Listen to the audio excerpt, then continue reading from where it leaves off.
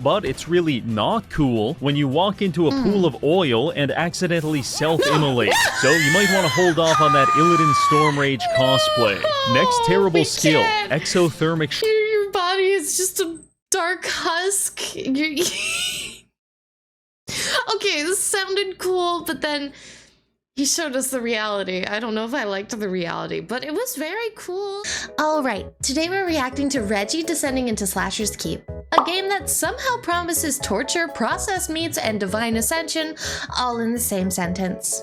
I don't know what kind of roguelike math turns eating salami into godhood, but Reggie absolutely looks like the kind of person to optimize that build by accident. This feels less like a dungeon crawl and more like a fever dream, where every hallway hurts you emotionally, physically, and spiritually. So, if you enjoy watching someone suffer their way into becoming unstoppable, make sure you hit that like and subscribe to the universe, because this is about to get really weird. Slasher's Keep is a game about crafting powerful weapons, appreciating priceless works of art, slapping men with your leathery sack, and much more, all wrapped up in what can only be described as an experience. This game has been enjoyed by the same 9 people for the past 5 years, and I'm one of them. So today we'll be exploring Slasher's Keep, reviewing the gameplay, and discovering how to break the game and become God. But first, I have to tell you something. 2 years ago, I was a terrible chef. It didn't matter what I was cooking, I would invariably find a way to mess it up, which was typically followed by a prolonged and violent mental breakdown. Every day, I went to war in my kitchen, and something as simple as flipping an egg could take as long as 7 hours and cost me hundreds of dollars. Homemade pasta? I simply don't know where I'm going wrong. I was certain that my culinary bankruptcy would eventually result in my death, until I found the sponsor of today's video, Factor. Factor is a meal delivery service offering a wide variety of healthy, delicious, and ready-made meals delivered right to your doorstep. Even someone with my condition can prepare these meals. Just 2 minutes in the microwave and you're good to go. These are restaurant-quality dishes with over 80 weekly options, ranging from nutritious vegetarian stir-fry to high-protein beef fillet. And if you're picky, swap out your protein at no extra cost. This isn't the typical slop you might find in my kitchen. It's healthy and delicious food inspired by several cuisines such as American, Asian, and Mediterranean. Above all else, I personally value Factor for its convenience. You see, I follow a strict workout plan, and Factor gives me the time and energy I need to be at my best. Whether your goal is to put on some muscle or lose some fat, Factor's diverse selection of meals and carefully detailed nutritional information can help you on your journey. To that image, I keep forgetting to turn that off. This is the 3rd week in a row. I'm so sorry. Did he just put a side-by-side of what I think he just did, though? Was that a white guy? And the after picture was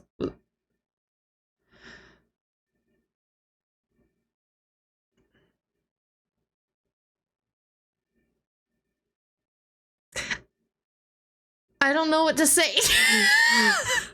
I mean, is it messed up? Maybe. Is it funny? Absolutely. Please don't get me canceled. Factor's diverse selection of meals and carefully detailed nutritional information can help you on your journey. So what are you waiting for? Skip the dishes, simplify healthy eating, and above all else, avoid destroying your oven every time you try to make a casserole by visiting factor75.com or clicking the link below and using code ReggieFB50 to get 50% off plus free breakfast for 1 year. That is amazing. Thank you, Factor. Now back to the video. Thank you, Reggie. First things first, we've got to create a character. I am pleased to announce that I have several options to choose from, including Demon, Slime Man, and Sasquatch. However, you probably haven't unlocked those yet, which means you're stuck with either Amazon Warrior or Puss from The Sopranos. Technically, each race does have different abilities, but the developer went out of his way to make sure that none of them are any good. So unless you're trying to roleplay as a cannibal, your race doesn't really matter. After settling on a geriatric man who's redder than the devil's dick, we load into the game and wake up locked in a prison cell. We were put here by our insane brother Bindrick. Once I establish my theocracy, I will throw you in my dungeon and let you rot for eternity. And it doesn't sound like we're getting out anytime soon, until you realize the cell door isn't actually attached to anything, and you can just push it over. Fortunately for us, the guard is on a piss break, so we grab some random loot from this chest and start our adventure. Your primary goal in Slasher's Keep is to stop playing Slasher's Keep. Yeah, quit the game. What is this image on the screen? We'll get to that in a second. Oh my god, Reggie. This game actually looks really cool though. I like the art style and like the twist between like 2D elements and 3D elements. It blends together very well and it's, I would say, almost seamless. I've only seen like 5 seconds of gameplay so far, but it looks really cool. I like it so far. It's giving like mature Paper Mario, except it's not Mario. You're Mario. That's why he's red. Sure. Your primary goal in Slasher's Keep is to stop playing Slasher's Keep. Okay. Which we accomplish by escaping the castle. Depending on how you set up your game, this could involve fighting through as few as 10 floors or as many as 70. Each time you die, it's back to floor 1 with no gear, no money, and a new hole in your drywall. However, despite dying, you maintain most of your stats, which means that over several runs, you can slowly build up a stockpile of strength, dex, and intellect to compensate for your lack of skill. Oh, the camera's on. The camera's been on the whole time, huh? Eventually, you'll become an unstoppable killing machine, one-shot the final boss, and escape the castle. But is any of that actually fun? The answer is, I think so. It's fun in the same way that using a ham radio to sexually harass truck drivers is fun. That is hilarious. Which is to say, at first, it's very awkward. But once you settle into it, it's a great way to spend your night. Man, I'm a freak, man. During this adventure, you'll encounter multiple strange characters and even participate in side quests, which you can pick up from a talking face in the wall. Destroy the child. Corrupt them all. Traditionally, I don't recommend listening to voices in your head when they command you to kill people in increasingly deranged ways. If I chop you up in a meat grinder, and the only thing that comes out that's left of you is your eyeball, you're probably dead. But the rewards... Wait, but like... If no meat comes out, then you were never thrown in the meat grinder, though, because the meat grinder is still it's gonna spit out the meat that it grinds up. No, I'm pretty sure that's how that works. If the only thing that comes out is an eyeball, I'll be more concerned about the fact that I probably just killed a god. Right? Right or demon, one or the other. The only thing that comes out that's left of you is your human. eyeball. You're probably dead. But the rewards are very compelling. To you see, at its core, this game is about getting loot and stabbing people. So let's take a look at the equipment. By killing enemies, finding treasure, and interacting with the merchant, we can access a diverse selection of armor. And the developer has invested hundreds of hours into making sure that regardless of whatever combination of clothes you equip, you will always look like a gay medieval prostitute. Imagine an entire dungeon where this is the coolest guy. Truly remarkable. In addition to armor, there's also a variety of weapons ranging from battle axes to a bundle of bananas taped on the end of a stick. And if you prefer magic, we've got that too. Yeah, that's There are several different types of wands you can use, but I'll put this bluntly. In terms of combat effectiveness, low-level wands are about as useful as pissing in your cupped hands and splashing it at the enemy. Doesn't hurt unless you get them in the eyes, and even then, you're going to run out of ammo before you know it. But perhaps your most powerful weapon of all is the humble sack. Sack? By pressing F, you can sack slap your enemies, pushing them back depending on how full your inventory is. So you can shoot in sack. You know what? That sounds pretty nice, actually. Like, you get them in the eyes first, and then you sack them afterward. And then you can leave, knowing that you won, you get the loot, you're happy, you're relieved, and they are stuck with wand magic on their face. And the feeling of getting hit by a sack. That sounds oddly sexual. You can sack slap your enemies, pushing them back depending on how full your inventory is. Combine this with some environmental hazards, and you've got yourself an instant kill on any enemy in the game. Which is very important, because the difficulty curve in Slasher's Keep is either entirely random or designed by someone who hates you specifically. Because one floor, you're killing everything no problem. The next, you're getting one-shot by the goddamn mosquitoes. But I digress. Whether you want to harass people with your sack or bludgeon them into submission with a beef leg doesn't really matter. What does really matter is what skills are on your weapon. Each piece of equipment provides you with unique abilities. For example, these shoulder pads give me Mind Blast, which means that whenever I decapitate an enemy, their decollated head will turn into a grenade and hopefully kill their allies.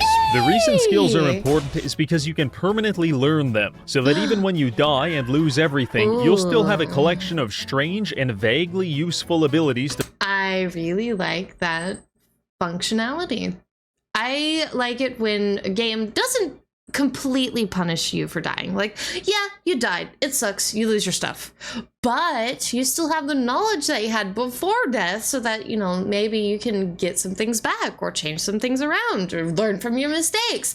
Don't die to the giant mosquito. I don't like mosquitoes. I do like that, though. That's very nice.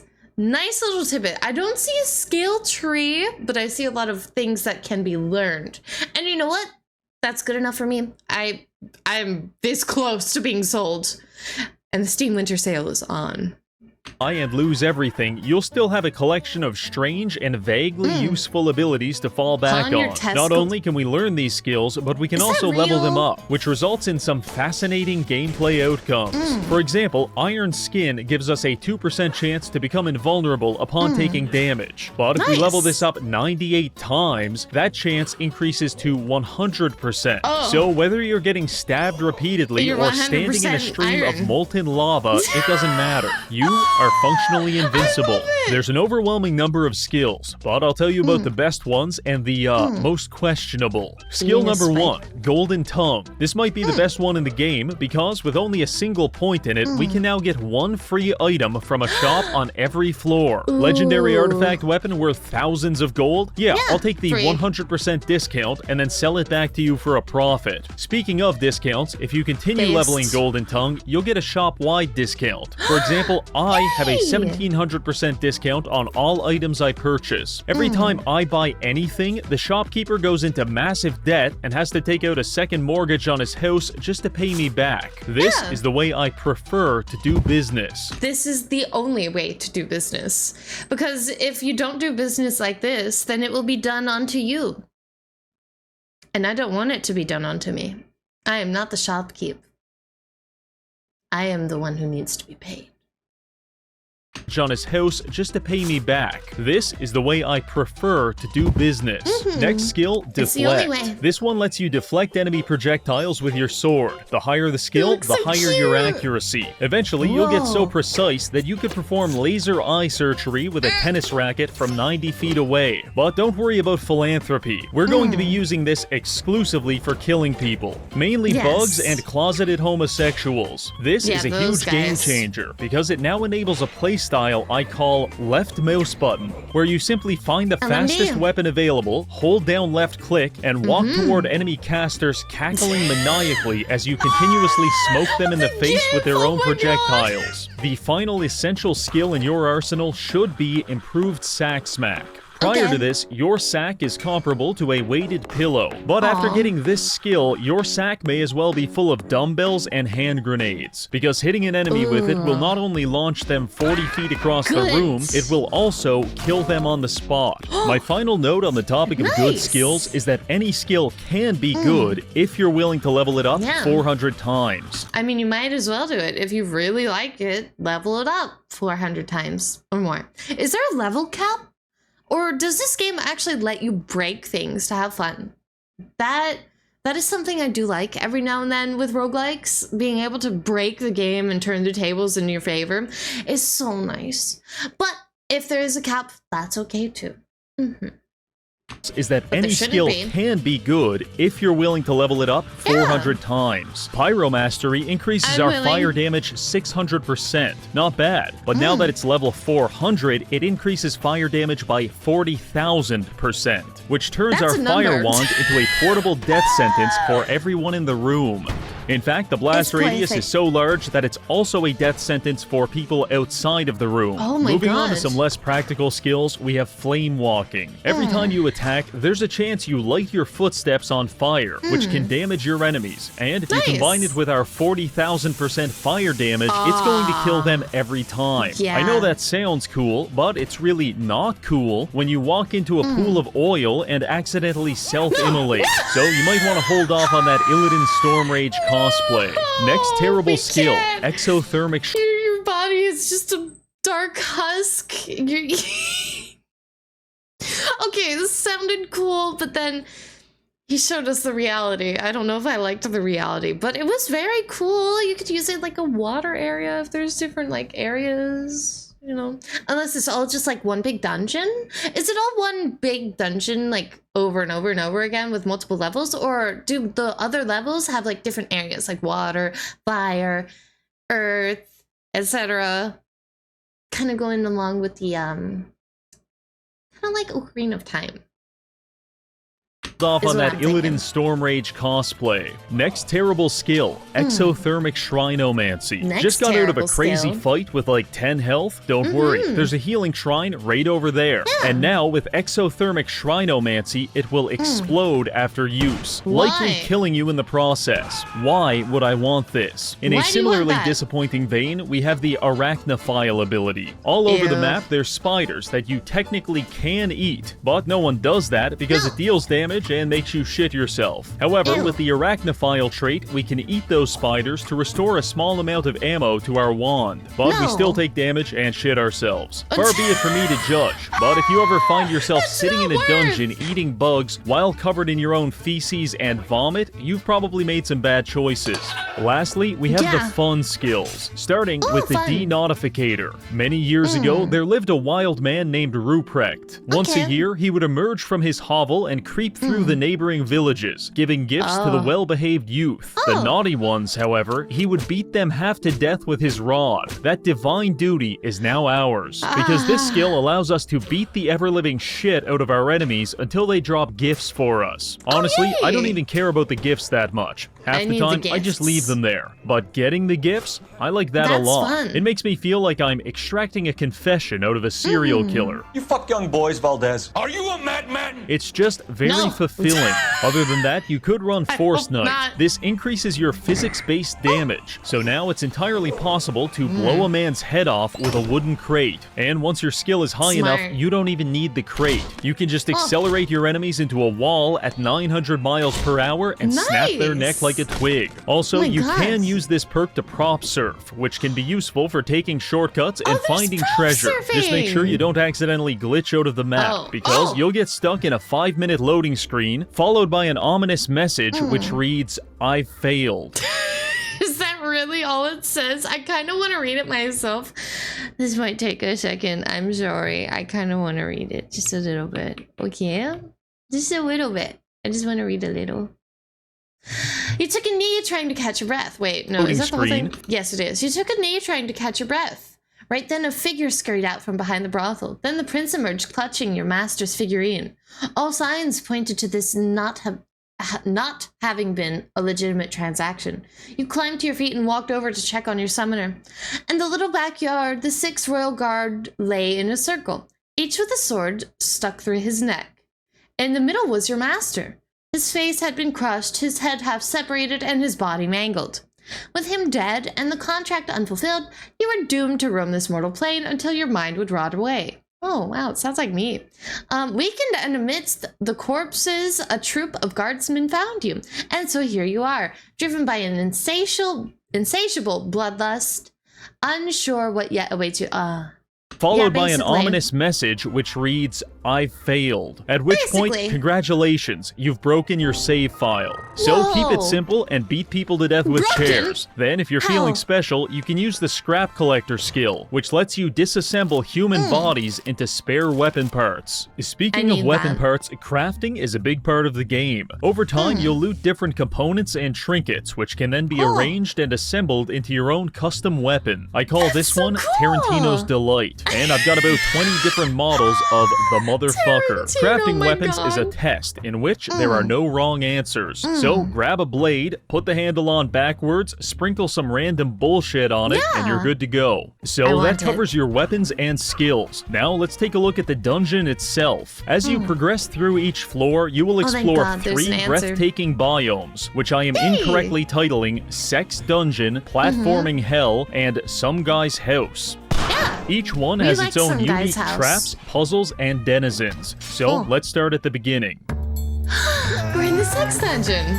This biome raises some red flags. The entire place is covered in oil and vaguely pornographic subject matter. It appears to have its own Epstein client list. Are you still talking about Jeffrey Epstein? And in order to even Yes. escape, it's mandatory that you and another man smack each other with your sacks until one of you is dead.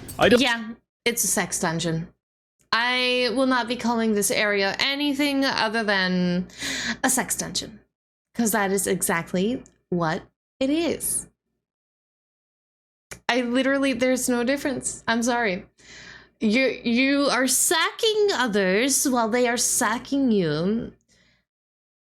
There's a client list and interesting art on the walls and oil everywhere.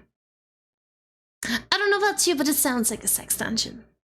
You and another man smack each other with your sacks until one of you is dead. I don't know for a fact what goes on down here, but I can tell you confidently to know. I'm not drinking that wine. Point Nope. is, we need to escape. And to do that, we're going to have to kill a small army of zombies, warlocks, and naked mole rats. Fortunately, See? this is very simple. Not because I have a plan, but because the entire combat system is very simple. 95% of all enemies can be LMB. handled in the following manner. Hit them in the face, wait Yeah. for them to try to hit you back, parry it, and repeat. The worst part about this is the AI also wants to parry you, which results in most of your battles devolving into a high-stakes staring That's contest. actually really cool. With a combat system as thrilling as this, all you have to do is memorize some attack patterns. After that, combat becomes fairly trivial, and instead, your number one threat will be mankind's most quintessential enemy, your own stupidity. Nothing humbles the human spirit quite like ending a 7-hour run by accidentally jumping off a ledge. Furthermore, the sex dungeon has a wide variety of traps, many of which can one-shot you. Oh, We've got your God. classic spiky floor trap, swinging door trap, and the fan favorite slowly descending ceiling trap. This I game love also that seems to one. get off on combining all of these together in a singular area. And when I that's have to try and cool. navigate a hallway with floor spikes, swinging blades, magic missiles, and flying bugs, I start involuntarily pass. convulsing. Now, if you do manage to survive all You put him in the room and he just starts having a seizure. He's like, it's too much. It's too much. You know, I don't blame him. That is a lot to handle all at once. I think I would have a panic attack. I am getting very close to just getting this game though. The more I watch this video and how wonderful Reggie is describing this game to me, the more attractive it is. And the more I want to play it. And I really want to play it. I might do that. flying bugs, I start think I know what I'm doing involuntarily this week. convulsing. Now, if you do manage to survive all of that, you'll come across the first boss, the spider. It's a She spooder. is very dangerous, so How I so? treat her like I treat all women. I keep my distance and then dissolve her in acid. Aw. To accomplish this, simply I thought run you were gonna around the say edge of beat the her. arena while jumping. After exactly 25 jumps, the spider will start laying eggs. Oh. Kill the eggs before they hatch, and then lure the spider into the acid puddles. Oh This my will kill gosh. her very fast. And That's if you're a lucky, lot. you'll get some great loot. Now that we've played for 5 to 10 He hours wasn't and beat the kidding. first boss, we can safely answer an important question. How does God. this game feel? Terrible. The game feels terrible. I Really? struggle to properly articulate how clunky the movement is, but if you can imagine trying to operate a Challenger 2 main battle tank while 7 grown men hit you as hard as they possibly can with baseball bats, then you're about 80% of the way to understanding. It is then a surprising and regrettable decision that the developer chose to make the entire next biome focused on movement-based puzzles, because upon killing the spider, we are now entering platforming. So it's platforming hell. I like platforming in games, but if it feels wrong, then there needs to be some fixes. I've had games where there's platforming that looks cool, but to do it, it just didn't feel right, and therefore I skipped it. Made me sad, but that's okay. It happens. I hope that maybe the game has had updates since this video, because I want to feel comfortable while playing. Please Movement-based tell me. puzzles, because Is it upon killing the fixed? spider, we are now entering platforming hell. Have you Looks ever like wanted it. to climb a staircase where the stairs are disappearing and the floor kills you? I did that Me in neither, Mario. but we're here now, so let's try to figure this out. This biome gets an absurd amount of mileage out of jumping puzzles, which is just so unfortunate. It's perfect. Because the collision detection in this game Reminds is, me of at Mega all Man. times, having a stroke. The only tip I have when jumping is to stay away from the wall, because I am absolutely convinced that the hitboxes were designed as part of a CIA no. operation to increase Oh, no. suicide rates among gamers. And goddammit, they're getting close. God damn it. Moving getting on, the real traps in close this there. biome Oh, are no. largely the same as before, with the exception of the swinging blades. Spike traps will make your run harder. Swinging blades will make your run shorter, so I Yeah. recommend avoiding when possible. Moving on to the monsters, the only new addition here is the Charger. This guy is the exception to our rule about parrying, because he We don't will parry one-shot that. you. The Charger is actually mildly terrifying, until you realize you can use the terrible collision detection against him, and Yeah. perfectly counter him with a door frame, spike traps, or any wall that's not perfectly Anything. parallel to his line of attack. In my completely uninformed opinion, this biome is harder than Sex perfect. Dungeon. The Sex Oh. Dungeon had plenty of crates and shelves stocked with kielbasa, apples, and wine laced with Ambien, all of which was edible and Kielbasa. restored HP. However, the crates in this biome aren't full of food. Instead, you're more likely to find bloody surgical equipment and studded butt plugs. I'm sorry, what? Surely that's just like the tip of a spear, right?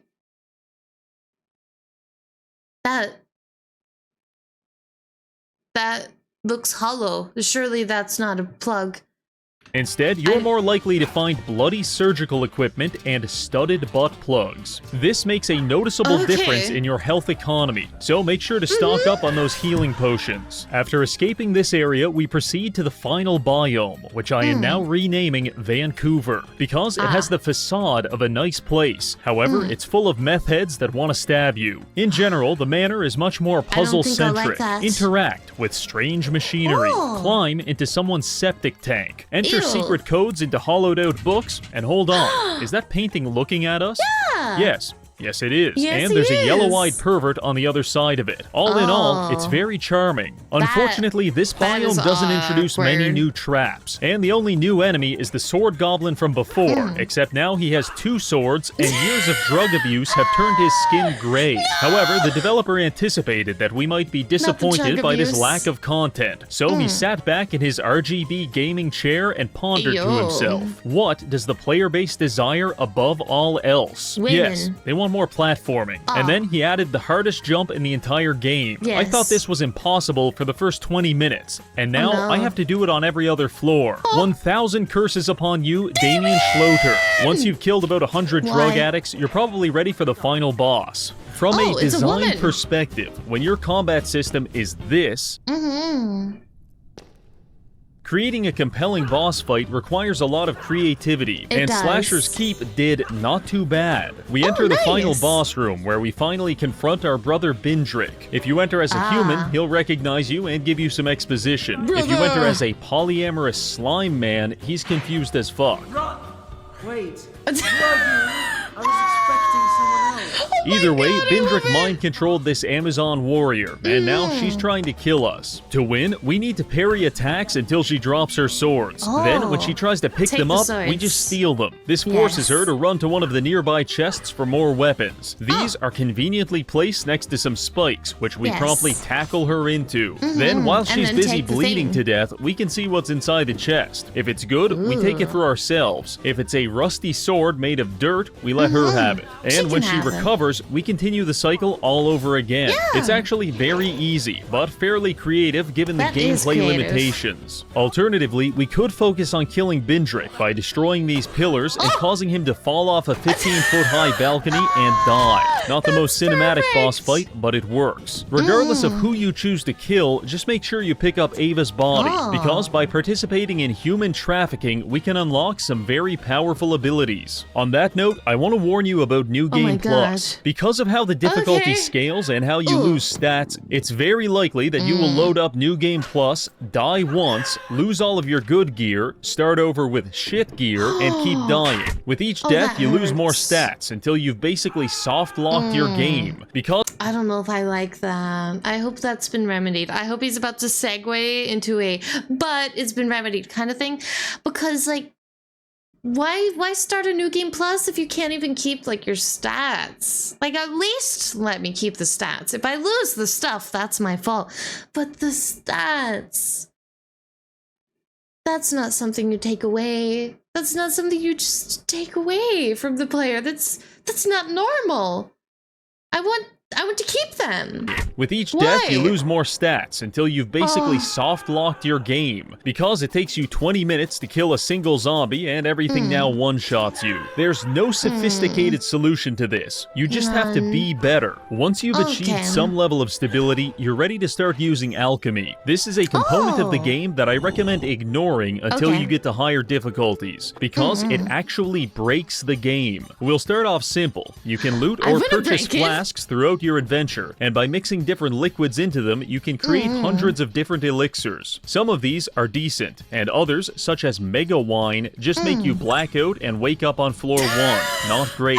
However, beyond that, there exists a brand of alchemy that will turn you into a god. Here's how it works. It's all about scrolls and grease. Let's start with the Cyberthurgist's cryptograph. These scrolls can be looted or purchased, and when used, they consume a piece of armor and permanently add 20% of the armor value to your character. However, if we combine Dungaberry's concoction with liquid steel, we can create parchment grease, which, when applied to a scroll, buffs the scroll's effect. So, by getting 9 parchment greases, we can buff our scroll to give us a permanent 200% armor. Use that on a piece of late-game gear, and congratulations, you've now got a permanent plus 6,000 armor despite being completely naked. Now listen, that's a cute tactic, but it's just the tip of the autistic min-maxing iceberg. The Warrior's Writ, the Trickster's Treatise, and the Magician's Manifesto are all scrolls that permanently buff a piece of armor by 2 strength, dex, or int. However, by applying parchment grease, we can increase that buff to 4. Not a big deal, but if we do it again, it doesn't go to 6, it goes to 8, which means we're doubling it. 8 becomes 16, 16 becomes 32, and if we use a total of 20 parchment grease, the final stat goes all the way to 2 million. Depending on which stat you choose to buff, you could end up with 6 billion health. I love it. I need this game. I am purchasing it ASAP. There's only 2 minutes left. I love this. I want to cook with alchemy. Depending on which stat you choose to buff, you could end up with 6 billion health, or so much intellect that every time you kill a single enemy, you level up 60 times in a row. And even if you try to quit the game, it keeps going. Now the hard part is getting your hands on that much grease. In real life, I could harvest it from the nearest convention of Redditors, but in Slasher's Keep, I must humbly prostrate myself before the gods of RNG. Allow me to introduce the Chair of Sacrifice. This is a religious icon that you may sacrifice items to in exchange for random rewards. If you're lucky, you'll get a great weapon. If you're really lucky, you'll get the ingredients you need for some parchment grease. Praise be to the holy chair. Wife left me. I'm $50,000 in debt. Electric company shut off my power, and I'm currently running this game on a diesel generator. But none of that matters when I'm performing high-level alchemy. Last but not least, you need to know about the chute. I should have mentioned it sooner, but I'm a hack and we're at the end of the script. So open wide, chuddy. This is a garbage chute. You can find them on every level and they all lead back to the first floor. By vomiting copious amounts of equipment down the chute, we can soften the blow of dying to a spike trap. Because when I respawn on the first floor, I'll be able to equip myself with what is effectively the estate sale of a cross-dressing serial killer. The global billionaires don't want you to know, but this is how you accrue generational wealth. There are other useful strategies and exploits, but honestly, once you've got 6 billion health, I think you've done enough min-maxing. So in conclusion, Slasher's Keep is an exciting and enigmatic example of combining several mediocre systems into a finished product which is greater than the sum of its parts. I hate the movement, I hate the combat, I hate the races, I even hate the goddamn mosquitoes,